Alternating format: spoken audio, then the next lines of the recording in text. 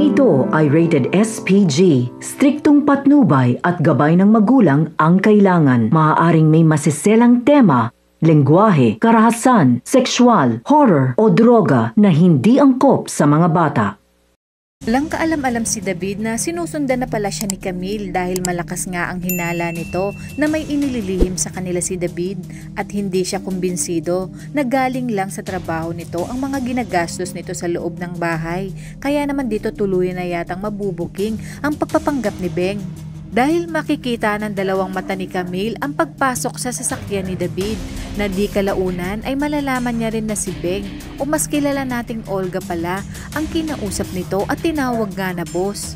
Kung kaya't hindi nagdalawang isip si Camille na ipaalam kina Aling Tinding at Tess ang kanyang mga nalaman. Sinabi naman ni Tinding na tama nga ang hinala niya tungkol kay Beng dahil sa bigla ang pagpasok nito sa kanilang pamilya. Ngunit iginiit ni Tess na kailangang malaman nila kung bakit palihim na nagkikita sina Beng at David. Pabiro namang sasabihin ni Noy na baka umano may relasyon ang dalawa. Sa kabilang banda, personal na pinahirapan ni Chef Espina si Tanggol nang malaman niya ang malaking halaga ng pera na nakapatong sa ulo ni Tanggol kung saan nagawa niya pang kuryentehin ito at buhusan ng tubig. Dito nga makikita natin ang pagdating ni Bubbles kung saan maaawa siya sa sinapit ni Tanggol dahil halos wala ng buhay ito matapos ang ginawang pagpapahirap ni Espina.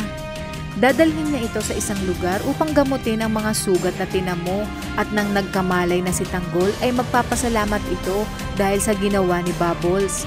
Sa kabilang banda, matapos ang nangyaring pagsabog sa kasal ni Mokang ay tila may hindi magandang kahihinatnan ito sa kaligtasan ni Mokang kung saan lalabas sa investigasyon na kasama si Mokang sa pagsabog at paghihinalaan na patay na ito dahil sa walang katawan na nakita.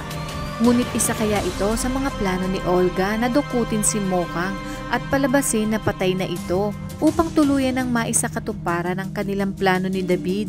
Kung kaya't makakabalik na muli si David sa mansyon. Sa tingin nyo, malalaman na kaya ni Tinding at Tess na si Beng pala ay isang Montenegro at kapatid ni Ramon? Kung kaya't mabubuking na lahat ang pagpapanggap ni David at Olga.